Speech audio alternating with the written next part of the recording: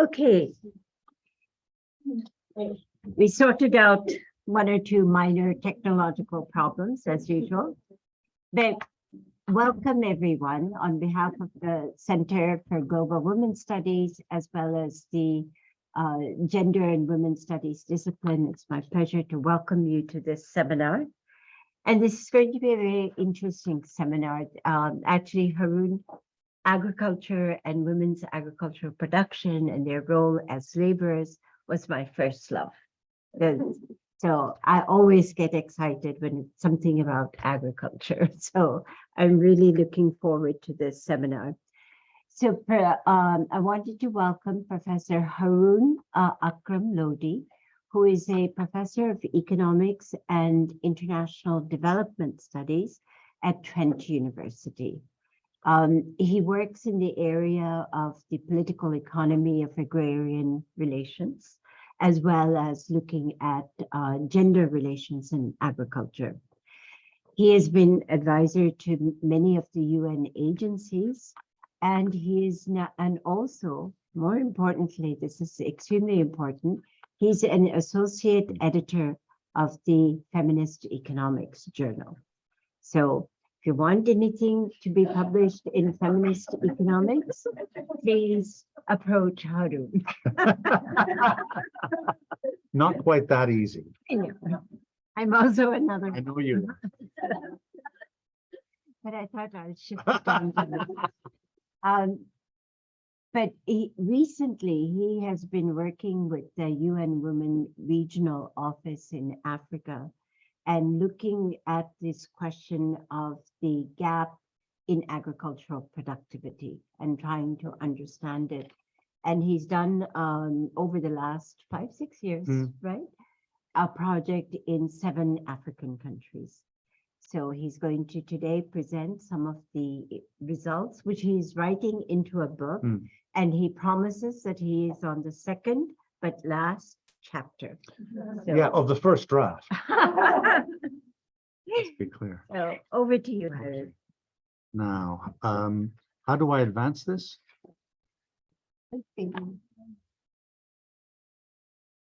Technology again. Okay. Yeah. Okay. So thank you, Nata, for that very generous invitation and the invitation to speak to you all today, especially around the celebrations of International Women's Day here at the university this week. It's always a pleasure for me to come to NUI Galway, even when its name changes. This is, I think, the 4th time I've been here, but it's the first time I've been to the University of Galway. I don't have a lot of time because it's a fairly short seminar, so let me get straight into what I want to talk about. I'm going to sort of start by situating this work more generally. And I'd say that to situate it more generally, I've noticed in the supermarkets that I've been into around Galway that there are shortages of cucumbers. Same thing that you see in the UK. There's a whole host of reasons that I don't have time to go into. But generally speaking, the world food system has been broken for a very long time and requires, as I've argued in many places, reconstruction in a more sustainable agroecological way in order to deal with the ongoing food crisis, the climate crisis, as well as the global jobs crisis. So if there's a need to regenerate a more sustainable agriculture, why do I want to explore gender gaps in agricultural productivity?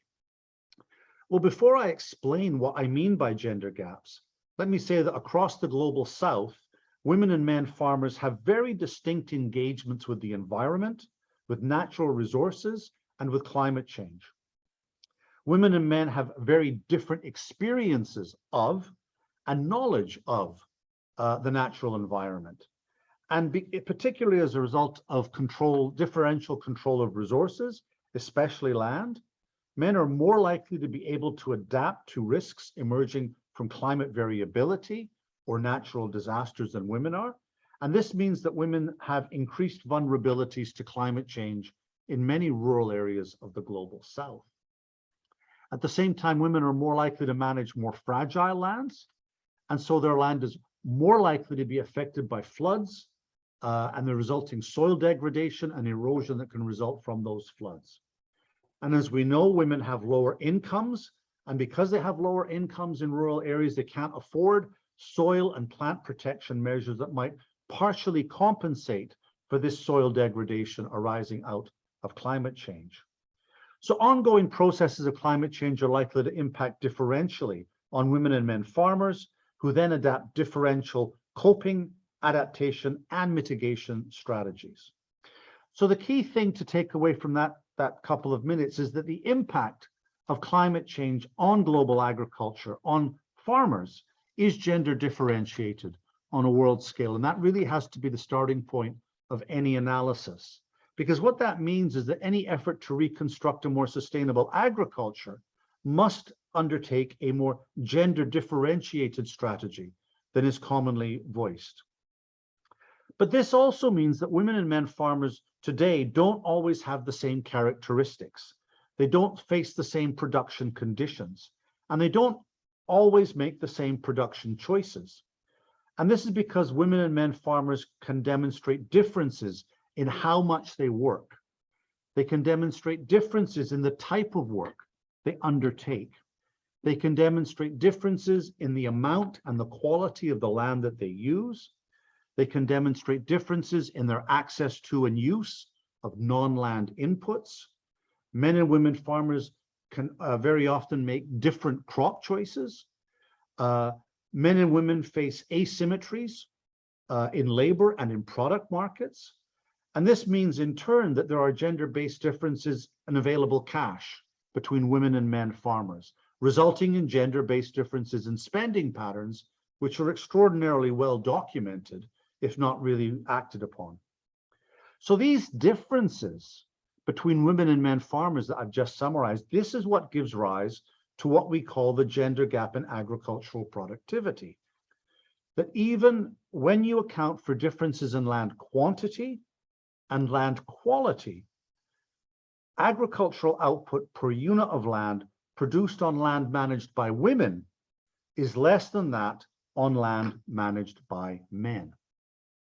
In 2010, a landmark FAO study told us that on a global scale, what many of us had already known for a long time, that women farmers were between 10 and 30% less productive than men farmers, and that lifting women farmers simply up to the level of productivity of men farmers could by itself lift between 100 and 150 million people out of hunger, according to the FAO in 2010.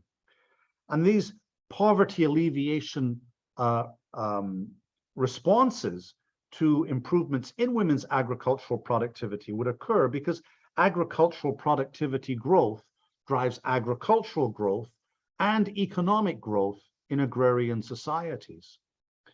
So agricultural productivity growth is good for poverty reduction, for food security, for nutritional status, and for health status. But conversely, if women farmers' agricultural productivity is less than that of men, this is bad for poverty reduction. It's bad for food security. It's bad for nutritional status, and it's bad for health status. And it also has to be said that throughout large parts of the global South, women make up a significant and growing share of the farming population in sub-Saharan Africa, in Southeast Asia, and in the Andean region of Latin America in particular, but in other regionally specific places as well. This so-called feminization of farming has the potential to significantly reduce attempts to improve human development because of these gender gaps in agricultural productivity. Now, in the 1990s and the 2000s, there were a series of studies that empirically investigated the size of the differences in agricultural productivity between women and men farmers and tried to explain why there were such differences. And these studies in the 1990s and the 2000s almost exclusively examined differences in the productivity between female-headed households and male-headed households. These studies consistently showed that women farmers were less productive on the land they managed because, as I've already noted, men and women farmers don't have the same production characteristics, face the same production conditions, or make the same production choices. So in 2015, UN Women, the regional office in Nairobi, along with the World Bank, the FAO, and the Poverty Environment Action Africa project, which is a joint project of UN Development and UN Environment, started to produce estimates of gender gaps in agricultural productivity for a range of countries in Eastern and Southern Africa, for Ethiopia, Malawi, Mozambique, Rwanda, Tanzania, Ethiopia, and Uganda. And again, there we are. Okay, this is how I do it. And the results of this, the first study in 2015, easily searchable on the internet. I've been centrally involved with this work since 2017. Although my interest in gender and agricultural productivity is actually in my doctoral dissertation, which I started in the late 1980s. And the work on this is still ongoing. What makes this work since 2015 particularly interesting is that it doesn't look at male versus female-headed households, as was done before. What it does is identifies the principal decision makers on plots of land that are jointly managed by women and men. So you identify a plot of land, it's jointly managed, but who takes main responsibility for the decisions on it? And this means then that the data that we use in this research is not male versus female-headed households, because this concept of female-headed households, as you know, has huge problems associated with it. So we're able to identify who makes decisions on specific plots of land based upon the assumption that on jointly managed plots, men and women do not necessarily work together, an assumption which is borne out in many, many circumstances. And this also means that the data set that we get is far richer, and the number of observations is far larger than you get in these previous studies of the 1990s and 2000s. So in this research, agricultural productivity is defined as the money value of crop production and not livestock per unit of land. Now, in order to illustrate what we've been finding, what I'm going to do is, rather than summarize all of the studies, I'm going to focus upon Tanzania only. I think in some ways it's easier to get your heads around one country than it is around 7. And I think Tanzania is a useful country to focus upon as well, because it's such a significant country in the Eastern and Southern African region. Although, as I just said to Nata, if I'd known you were working on Ethiopia, I would have done Ethiopia. So Tanzania has a current population of almost 67 million people. 63% of them live in the countryside. Per capita incomes are very low, about $1,100 at current exchange rates. So it's classed as a low-income country. As in all of the country studies, the Tanzania estimates that we used are based upon a sample survey which is nationally representative, regionally representative, and provincially representative, meaning that probability theory tells us that we can infer the results that we get back to the entire country. So what were the estimates that we got? The estimates for Tanzania in 2015 suggested the gender gap in agricultural productivity was 16% of the value of gross agricultural output expressed in money terms. That women plot managers were 16% less productive than men plot managers. That closing this gap, raising women's productivity, simply demands, not saying that men are as productive as they could be, but just raising it, would increase agricultural production by 2% a year over a 10-year period. That this would increase agricultural gross domestic product by $85 million a year over a 10-year period. Through multiplier effects, this would increase total gross domestic product by $105 million a year for a 10-year period. And then that would lift 80,000 people a year out of poverty each and every year for 10 years. That's 800,000 people in total. And 800,000 is not an insignificant number, of course. And these results were all statistically significant. So the implications were stark. If women plot managers in Tanzania could simply be empowered to reach the productivity levels of men plot managers, significant poverty reduction would be witnessed and significant economic growth might be engendered. Now, gender inequality should not be reduced to instrumentalist economic arguments, but the implications are striking. And it also has to be said that across the 7 countries, you see variability around the results, but you always see a gender gap in agricultural productivity, which would result in significant poverty reduction. The data analysis also allows us to find out what causes this gender gap in agricultural productivity using a technique which I'm not going to go into, but it's called a Catawba-Oaxaca blinder decomposition.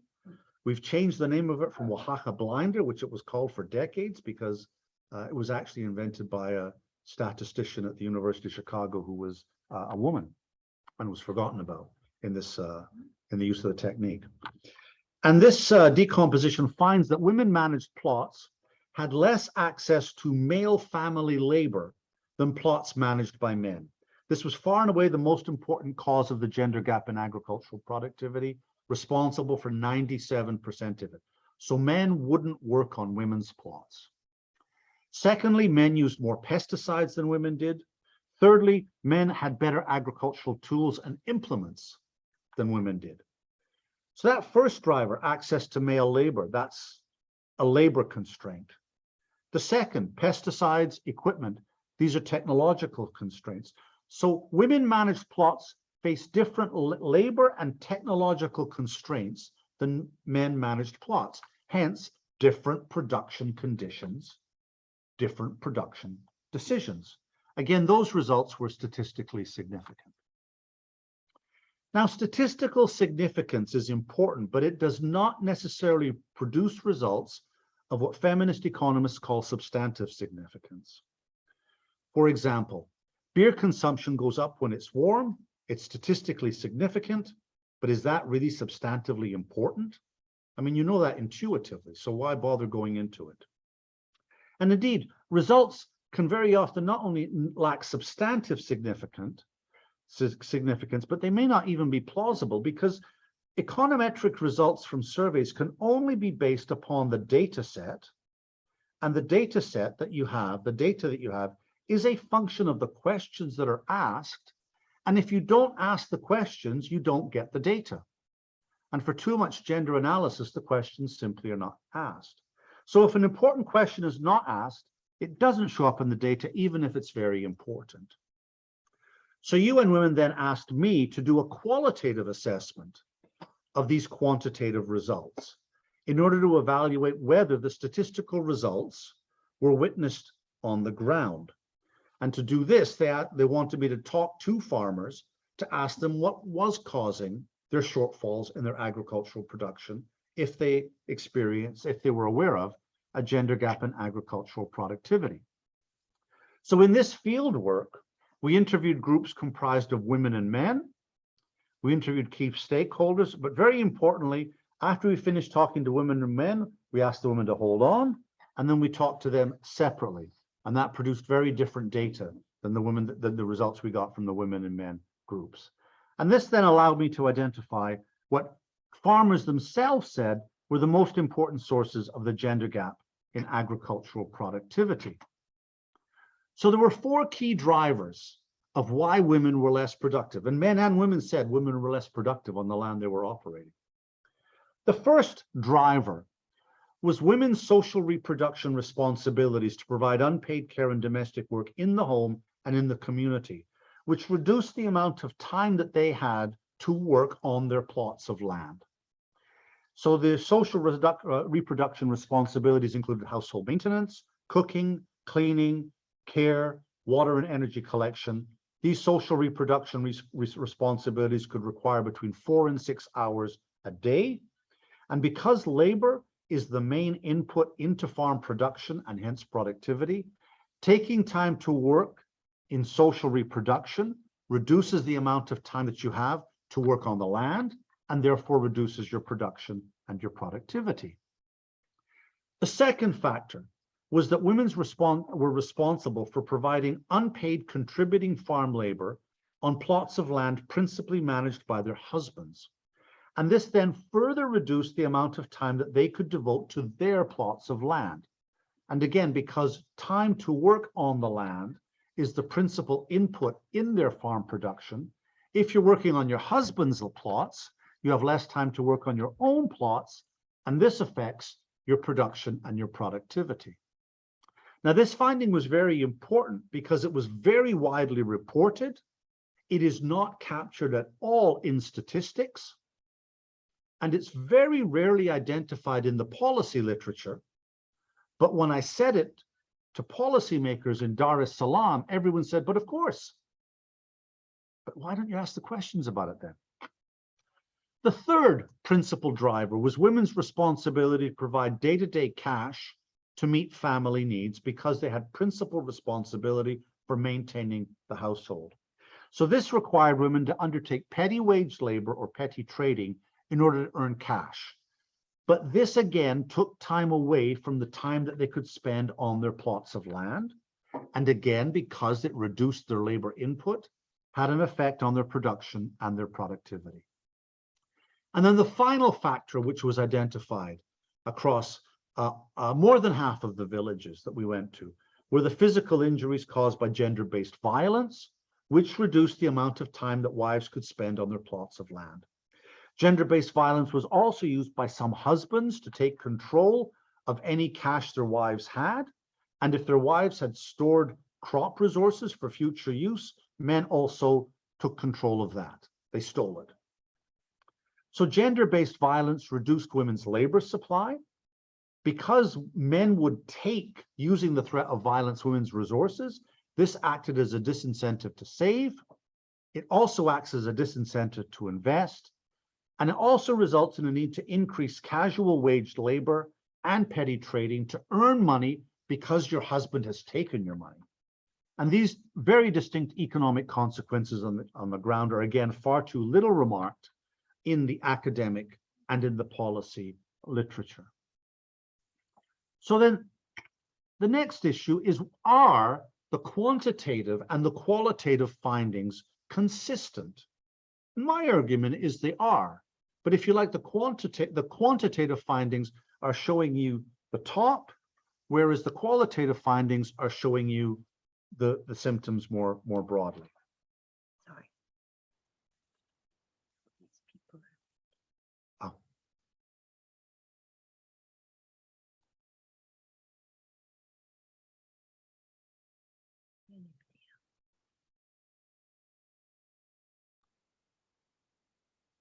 Pause. Pause. Pause to catch breath. Yes. And reflect on what he's been saying. And get your questions ready. Okay. Okay. You sure there's not another one there? Oh, where? Just up here, because you're out on your bar here. You've got a bit of space there. No. That's to unmute. Okay. I think that's Okay. So are these quantitative and qualitative results consistent? Well, the first quantitative result was inadequate quantities of male family labor to work on women's plots. In polygamous households, which were very widespread, husbands are not willing to work on the plots of land they assign to their senior wives and expect their senior wives to work on their plots of land before any other on-farm operations are carried out. In monogamous households, husbands make decisions around crop choices and control crop output without equitably sharing the proceeds from crop production with their wives. So in both polygamous and monogamous households, husbands effectively manage wives' labor. This allows men to have shorter working days on their plots of land than women and focus on their own plots because they control the marketing decision on those plots and they control the cash incomes from those plots. Women use superior agrarian technologies was also the second and the third reason in the quantitative findings. But women don't have the cash incomes to buy these better agricultural technologies because they have primary responsibility to meet household cash needs. And so household maintenance dominates the use of any cash incomes that they generate rather than using that on their plots of land. Now, these two quantitative findings in turn reflect social norms and values that generate the expectation that the meeting of household needs is the first and foremost responsibility of their wives. And it is these social norms and values that resulted in a gender-biased distribution of the work of social reproduction. Along with the expectation that senior wives work on their husbands' plots or produce male-controlled cash crops on joint plots, this produces time poverty. And the time poverty that women face, this is the fundamental reason why their plots are less productive. These social norms and values were enforced through the use by some men of gender-based violence, which, as I've said, has economic consequences, reducing the labor supply, reducing cash incomes that women might have, acting as a disincentive to save and to invest, all of which affect their productivity. So I would suggest that the results are quite consistent, that the mixed methods approach, looking at the quantitative and the qualitative together, allows us to find out the what quantitatively, but better understand the why and the how qualitatively. Now, none of this is new. As I said, I've been doing this since the late 1980s, and some of us have been saying it for a very long time indeed. The final point then is how, because we are time constrained, the final point is how you might address then these gender gaps in agricultural productivity. As I said, we found this in Tanzania, but we've also found it in all of the other 7 countries, with the exception of Mozambique, where we've got a perverse result. But that result, I think I understand, but it requires more work, which we're waiting to hear back from Maputo about doing. So we see this in all countries. The causes are very often different. It is very noticeable that across the countries in the region, it is always the case, with the exception of one village in Uganda where we talk, that women always say the work of social reproduction is what limits their productivity. They always say this. And yet why, questionnaires don't ask questions about this? If this is what women have to experience, it's just, well, it's typical. So what are these possible ways of addressing these gaps? Well, time poverty. This is the low-hanging fruit, because this requires, I think, certain interventions which everyone can agree to without even doing a gender analysis, because the best way of addressing time poverty is to undertake infrastructural investment which reduces the time spent on water and energy collection. It's good for everyone, but it's particularly good for women. And it would certainly free up an awful lot of time, more in some places than in others. For example, less time in Malawi than you'd have in Tanzania, but certainly in many places, a lot of time would be freed up. Secondly, the lack of cash incomes to purchase these technologies. This is a big problem, because women have this principal responsibility to meet household needs. Well, the obvious one is unconditional cash transfers, which can be ratcheted up. There is a very strong policy bias that I have experienced in Eastern and Southern Africa against the use of cash transfers, because policymakers feel it breeds dependence. But I think that's mistaken. And I think the evidence of effectively delivered cash transfers bears that out. And those cash transfers should be unconditional. The third thing is lack of assets, because part of the reason why women are so constrained in the fact that they need to go out and work and to generate this cash, and that they have to work on their husbands' plots of land, is because they lack the assets necessary to have greater independence. And so here, the answer to me is one which is voiced consistently by rural women's movements in the region, and that is greater women's land rights. These greater women's land rights do not have to be individual or privatized. They're in Kenya, the Kilimanjaro land rights movement gets women individual titles of customary utilization of land. And these can also be very, very effective. So land rights doesn't involve necessarily privatization. And then the issue of gender-based violence. Well, I do think that in unconditional cash transfers and increasing assets controlled by women can have an impact on the levels of gender-based violence. But I also think that the evidence that I've seen in Eastern and Southern Africa from the few projects that I have looked at is that participatory approaches, which are very labor and cash intensive, but participatory approaches that stimulate critical reflection by men of the negative consequences of male power on household living conditions and standards. These have the effect of strengthening women's voice and agency and improving men's livelihoods. And these do have an effect on social norms. But donors don't like them because they are very expensive, because they're very labor intensive, they're very time consuming, and they have a very long time horizon. So you can't simply come along next year and tick the box off. You got to come back in 10 years for these things to be demonstrated to work. But those are the sorts of things that I think might have an effect. So in conclusion, the opportunity cost of the social norms and values that confront wives in Tanzania, but also in the other 6 countries, was a lesser capacity to work on and off farm. And this resulted in gender-based differences in access to assets and inputs, access to labor services from within or without the family, and technologies. It resulted in gender-based differences in returns to their assets and inputs, and therefore differences in agricultural productivity. And all of this serves to deepen poverty and food insecurity and makes labor-intensive, sustainable agricultural practices far less likely because women don't have the time.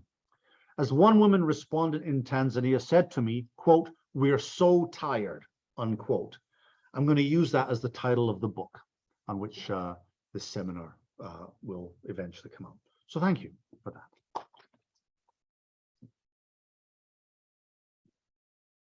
So, over to all of you. It's a very powerful presentation, Kevin. It's very interesting and I think points to some really basic truths that cannot be questioned. That what I see as the issue is that despite knowing all this, we have not moved we moved maybe half a kilometer forward, but not the miles that we need to move forward. So what is it that we can do? I mean, I think the solutions you have put are absolutely right on target. But how do we, what will move policymakers to actually begin to design and implement the kinds of programs we need to address these fundamental concerns? That's my question. But let me first open it up to everyone.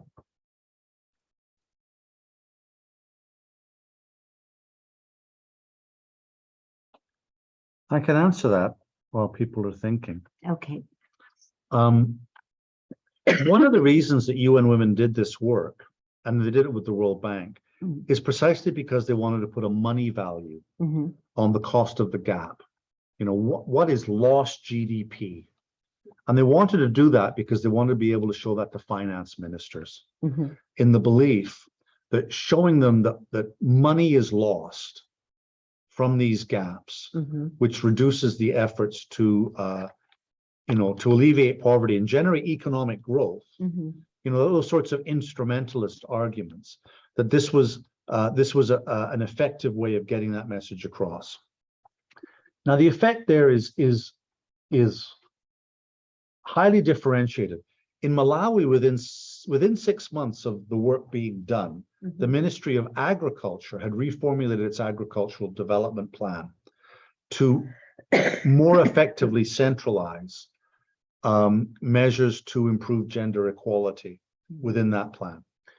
Now, then again, you can have all the plans that you want, but the implementation, once you move from the capital down to the ground, is incredibly difficult, especially when, you know, the kind of agents and the agencies which could implement, you know, more gender transformative policies are completely under-resourced. Agricultural extension agents in Malawi, I mean, they live in the villages, unlike in other parts of the area, and many of them have been have taken part in gender awareness training, and they're aware of the differential issues, but they don't have any money. They don't, and farmers themselves don't have any money. So there's a real resource constraint in doing that. And that then ties into the fact that notwithstanding the lip service that's paid to agriculture, programs to impact agriculture are, the resource allocations to them are derisory, 2 or 3% of government spending. And very small amounts of that go into any kind of gender work in farming. So, you know, even when you've got policymakers who are prepared to respond to it, you don't effectively get the kind of response that you might hope. I'll be curious when we publish the report for Zimbabwe that we did last year, because the fast track land reform in Zimbabwe has a very negative image amongst Western development agencies. Although the actual impact, if you think that the purpose of the fast track land reform was to create a small scale peasant farming sector, which was surplus producing, it's actually worked quite well. Now, the fast track land reform program has within it gender equality provisions, which have not been adequately taken up. And the analysis that we get from doing this for Zimbabwe is more land to women is the most effective way of reducing the gender gap. And all that then requires is the existing policy be more effectively implemented, and it is being implemented. So there you might get quite a different result. But again, you're dealing with states that can be quite dysfunctional, right? So there is the issue of states and how they operate as well. And is there any kind of interventions? I know Chaga's colleagues are online. So women may get land, but they still have the issue of the time poverty. So can group farming, collective labor, be an alternative or a way of addressing that time poverty the individual woman has? I think the answer there lies in getting away from magic bullets, right? That first of all, to foster some process of gender transformative agrarian growth, one intervention, such as land, is simply not going to be adequate. There has to be a range of complementary measures to support that. Right. I do think that group farming measures do have potential. And the reason I say group farming measures have potential is because of a group that I met in Western Tanzania outside Kigoma called the Amani Women's Group. And they were precisely practicing group farming. And this group was really quite remarkable in terms of how they'd been able to take control of their lives and transform their circumstances. I think there's a story that's really worth telling. So this, and in fact, I shared it with Bina Agarwal when she was searching for all these examples of group farming. So this group, 14 women, wrote to the president and asked the president to allocate them a piece of land that they could work together. And they kept on it. And after several years, they were in fact allocated a piece of land that they could work. And when they got this piece of land, they didn't tell their husbands where this land was. They kept it to themselves. So they worked their land collectively. They worked the husband's plots as they were expected to do. In order to work that land collectively, they shared unpaid care and domestic work responsibilities, social reproduction work. They shared rather than treated it separately, so that they could do different things at different times. And with that piece of land and with the sharing of the work of social reproduction, they were able to generate surpluses, which they then, because their husbands didn't know where the land was, were theirs rather than under their husband's control. And so this generated cash incomes, which they then reinvested in the land that they were operating. And then that led to changes in crop choices so that the crops that they were planting were more remunerative. So that sort of virtuous cycle took place. And then the next thing that they did when the virtuous cycle was kept going was they took some of their savings and they did two things. They started building houses in towns rather than in the villages, because women are safer in towns than they are in villages. And they started paying for their girls' education. And so there's 17 women, and of these 17 women, 7 of their children had gone to tertiary education, including 2 had gone to university, which is really quite remarkable.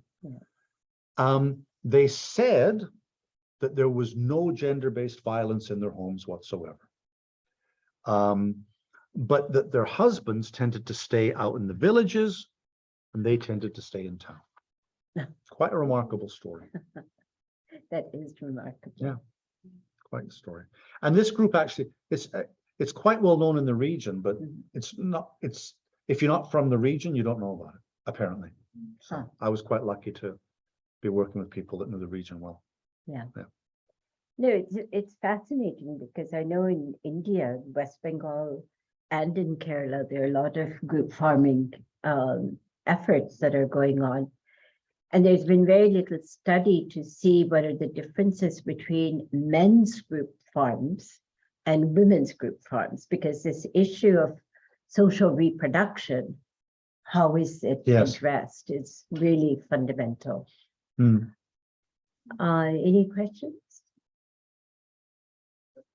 For me, it's really kind of question, but it also,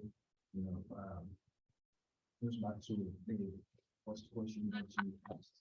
I was just thinking of the role that education can play in addressing some of these issues, because as a lived experience, from the presentation, most of the things we have very clear for me, and it's something that I've seen and experienced.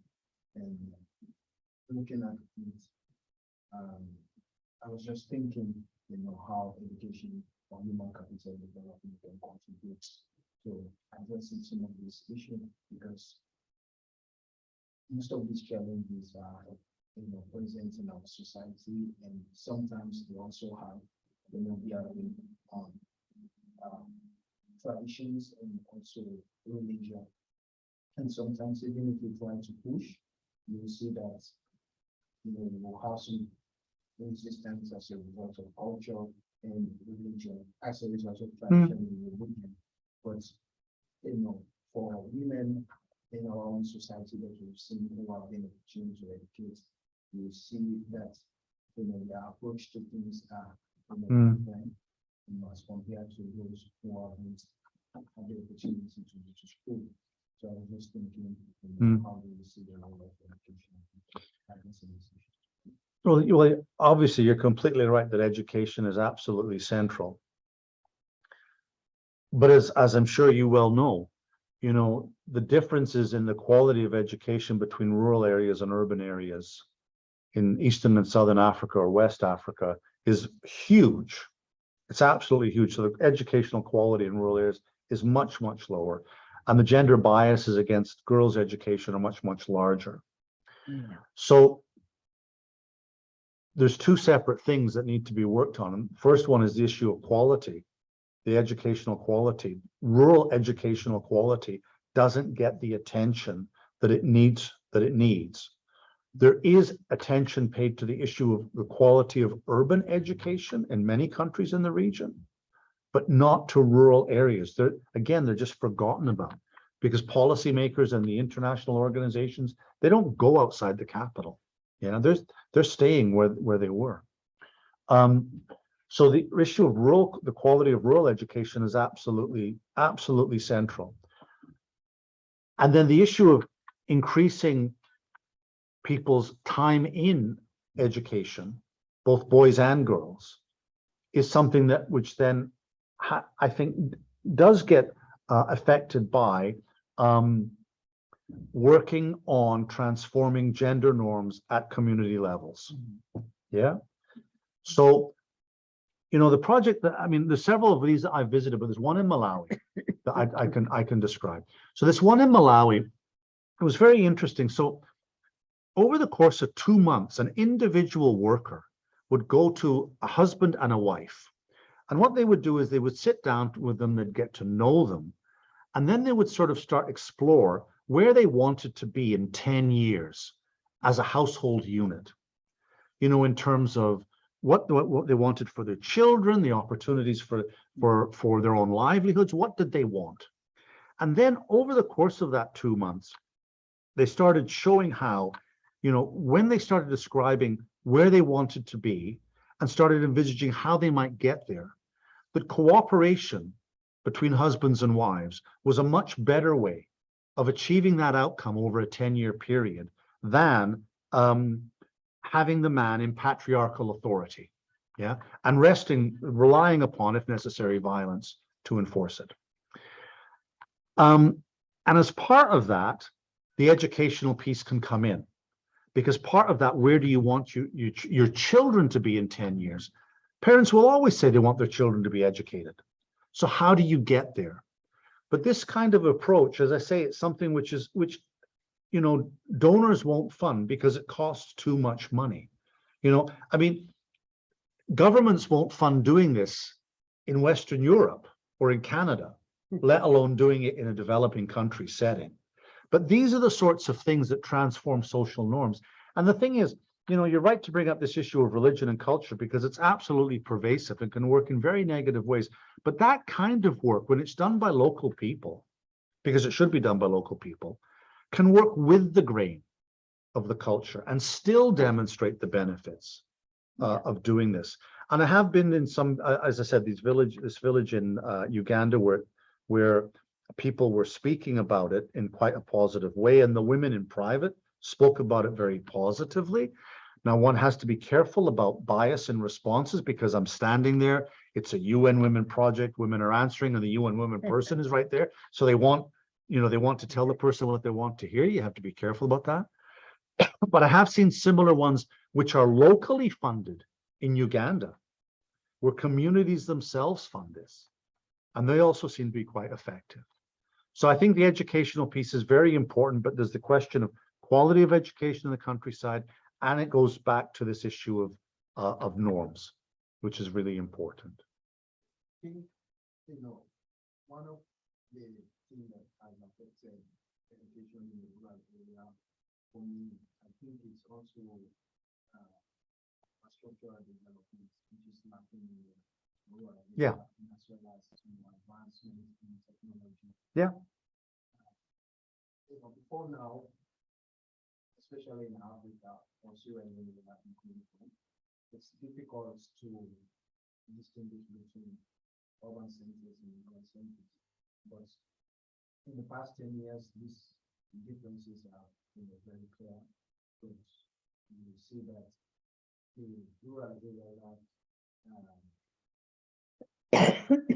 structural development, and they don't have like access to water, electricity, and most of these teachers who have been, you know, enlightened, you know, as a result of education, choose to move to urban centers where they can have access to these facilities. And I think, you know, government just need to, you know, pay more attention and pay attention to developing some of these rural areas. And in the area of increasing access, I think also that should be, you know, the role of governments, because in my country currently, our government has declared school education. 21% of the national budget is being spent on education, and that has increased access, even though there are issues with quality. Sure. Especially in the rural areas. And you tend to see that most teachers prefer to teach in the cities than teaching in the rural areas. But I believe, even though education seems to be like a long-term solution, but in improving, you know, productivity in agriculture, I believe education, you know, will play a great role, because it will help, you know, women to be very active in policy formulation and also implementation. Hmm. And sometimes because they cannot make a meaningful contribution in policy formulation, they tend to, be disadvantaged at the end of the day. No, in the long term, I totally agree with you. And I think the issue that I spoke about earlier, the fact that it's increasingly the case that farming is a woman's occupation, Yeah. that means that women have to play more of a role in the policy sphere, because most policy makers are still operating on the assumption that farmers are men, and it's simply not the case. Yeah. Should we do the ones in the chat? Yeah, there are a couple of questions in the chat. Okay, what is the role of NGOs and community-based organizations in reducing the gender gap in agriculture in Tanzania, overall in Africa? Well, I think the role of NGOs can be incredibly important. Community-based organizations can be incredibly important. I mean, a lot of the time, the sorts of development projects which a non-governmental organization or a community-based organization will undertake is around efforts to enable women to be able to grow more marketable crops, which can increase their cash earnings. Very often, these are things like market vegetables. And these can involve things like small-scale irrigation schemes. If you've got a little bit of irrigation, the ability to raise vegetables is just transformed in Eastern and Southern Africa. Yeah. The issue more than anything else is that although they can have a very important role, they're very small scale. And when you're talking about trying to lift hundreds of thousands or millions, in the case of Ethiopia, tens of millions out of poverty, which could be done by eliminating the gender gap, according to what I understand. That kind of scale program is something which NGOs or community-based organizations on themselves will not be able to deliver unless it's in conjunction with other organizations. Yeah. Yeah. No, that's very true. There's also any safety net programs or provision of subsidized fertilizers, agricultural tools, training in farming for women, especially in relation to vulnerable women such as single mothers. Rural agricultural extension services have collapsed. That's the only thing you can say. So there is no training, there is no money. In Uganda and Tanzania, most people in villages, the villages that I've been to, don't even know the name of the extension officer covering the village. They've collapsed. So there's nothing there. And in terms of social protection, there are limited efforts at social protection and social safety nets. But again, African policymakers don't like these. And they don't like them because they say it breeds dependence. They have this belief it breeds dependence. And I'm not quite sure where this bias has emerged from. It is true that some talk to some Republicans. It is true. No, it is true that some social safety net programs, I mean, I've seen them in Lesotho and in Uganda, the targeting of them is very, very poor. Yeah. Yeah. But that's why the best thing to do is not target them, but have universal programs. Yeah. And they're not expensive. No, and that's the thing. Yeah. They're never usually very expensive. Yeah. So another one is asking, are any observations on how local institutions in regions that support agriculture can best support change? That's a big one. Yeah, so local institutions is interesting. So what sort of institutions? Well, Tanzania, Malawi, Uganda, Zimbabwe are all former British colonies.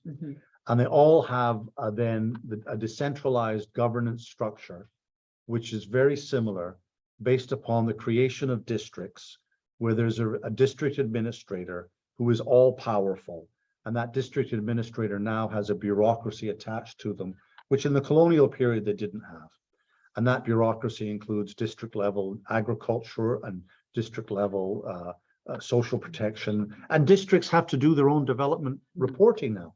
I mean, the World Bank has basically mandated these district level development plans across the region, which are these huge tomes which no one Yeah. really reads. So that's one institution, but again, tremendously under-resourced. Number one, very much lacking in capacity. So a district level agricultural officer, usually, if you're lucky, has finished secondary school and has a family in farming themselves and wants to improve farming for their family, but they're not particularly well paid.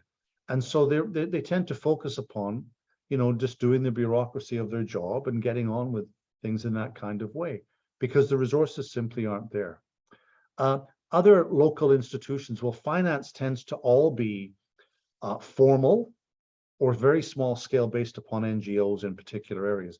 But formal finance doesn't go near this because it's all for the most part, branches of regional or international banks which operate in the region now, and they're only interested in larger scale activities, and they're not interested in farming at all. So district level institutions are weak. I have met some district administrators who were extraordinarily really well thought out. I had one district administrator in Uganda once say to me, what I need to do at a district level is I need a training program which addresses at a level that addresses people's abilities here, so that my district level officials can understand unpaid care and domestic work. And I used that phrase. I thought, what? I was shocked. But that was in Uganda, and Uganda does have a different level of awareness of these things than you find in other countries.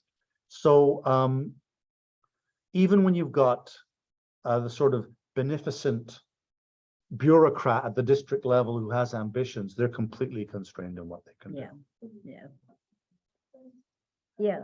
So that's a really good point, going to the district level and seeing that norms are reproduced at that level. Yes. But I think it's important to focus on that as well, rather than just at the household level, because, Yes.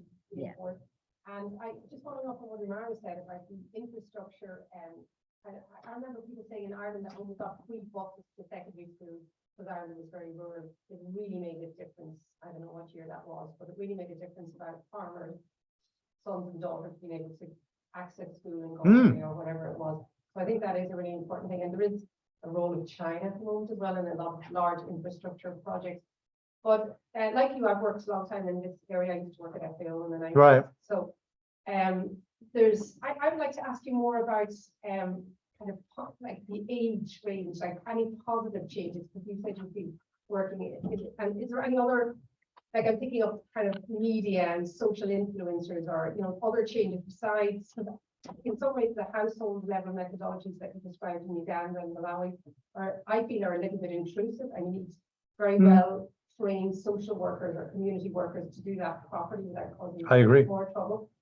So I'm just wondering, is there any other positive influencers, like, I don't know, musicians or media or other things that you've noticed over the years that have made kind of a change?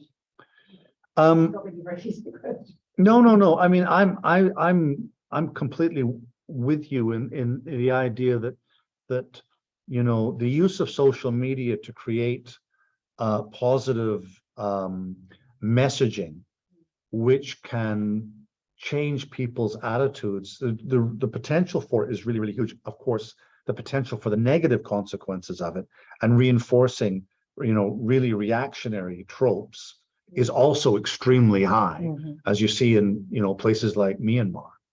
So one has to be very careful that you could do the social media influencing all you want, and no one's watching it because they're watching the reactionary tropes. Because you can't force people what they're going to be looking at in social media. So that there's that caution there.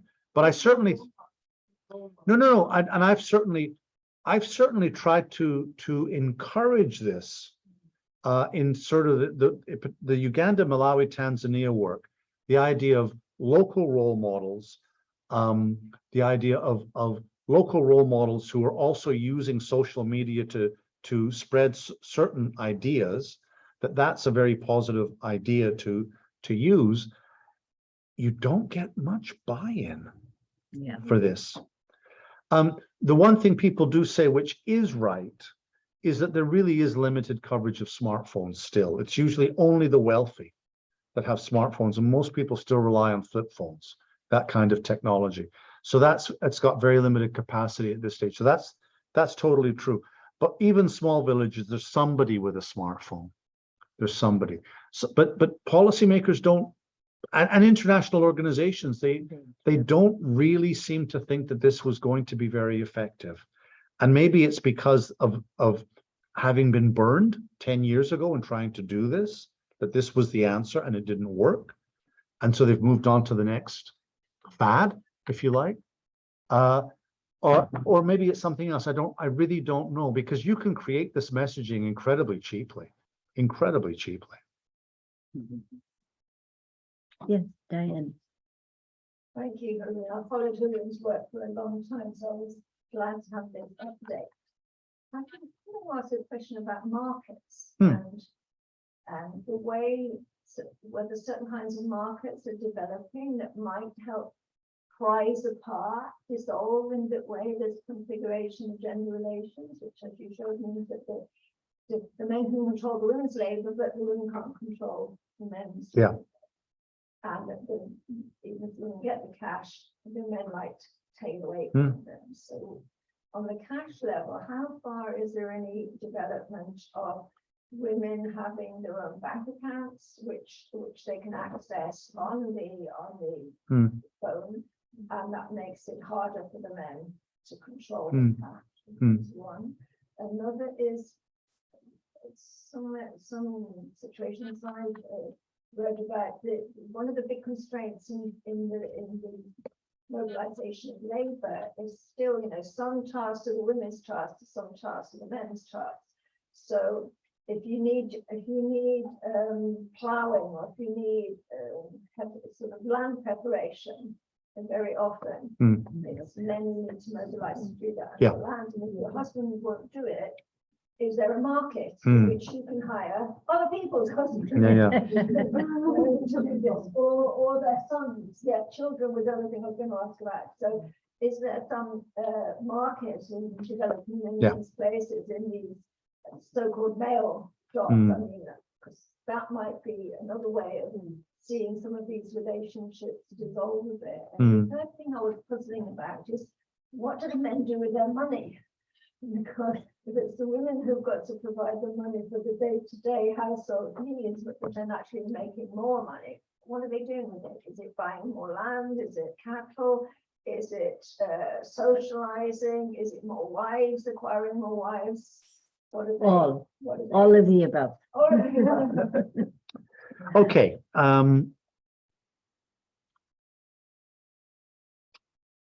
Women's financial inclusion through the use of mobile money has absolutely skyrocketed.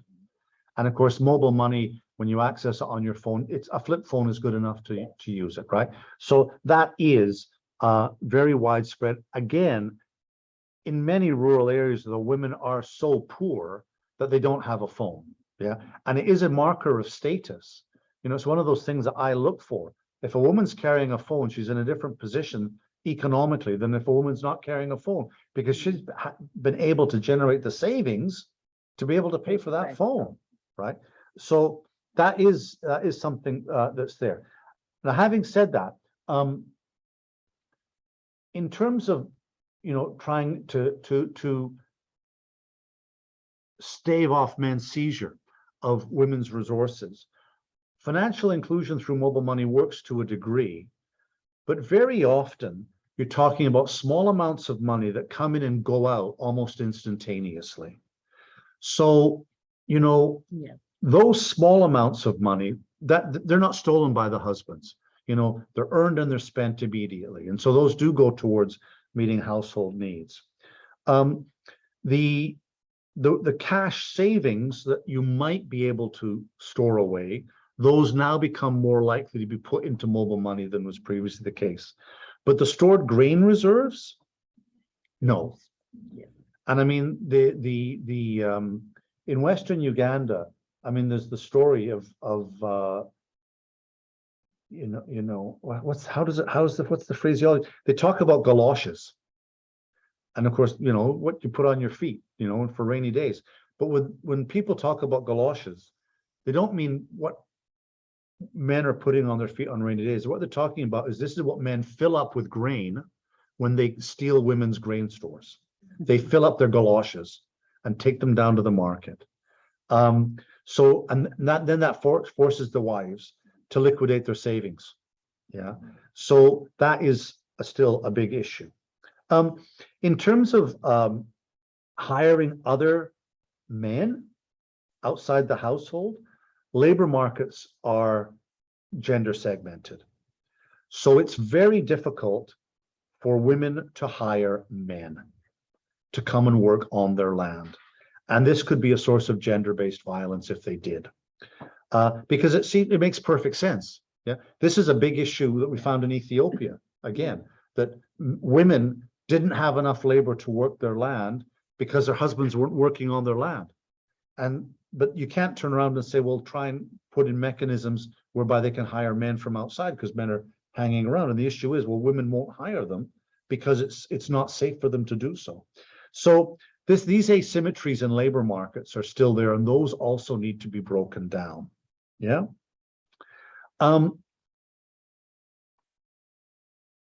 Men's use of money. Men will quite freely say that they like to take their money and go and sit with their friends and have roast meat and drink beer and buy cigarettes, smoke cigarettes. So socialize. So, I mean, those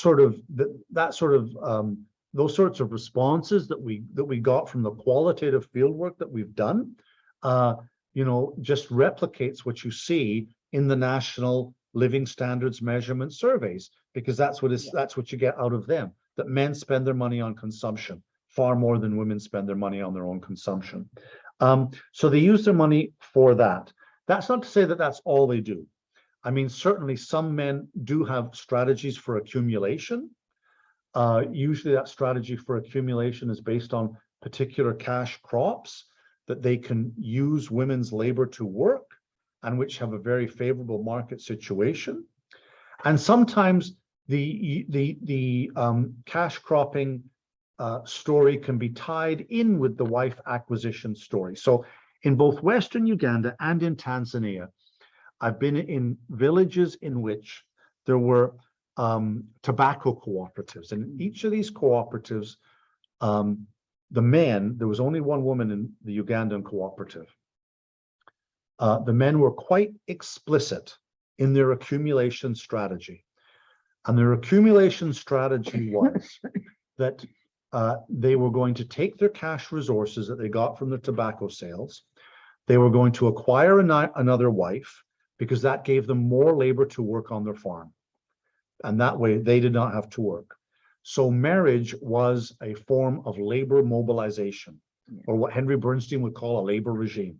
Yeah, which is not a way in which marriage is usually conceptualized, but it's a tool of accumulation. You marry to accumulate.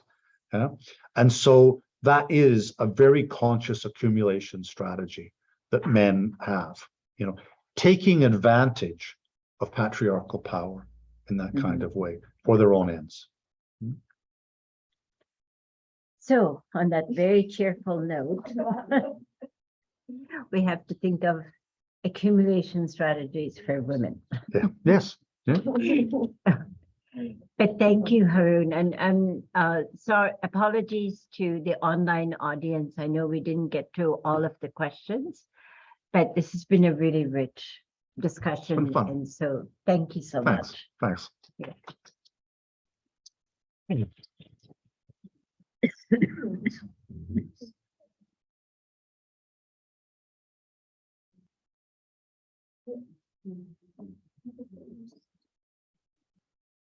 Mm.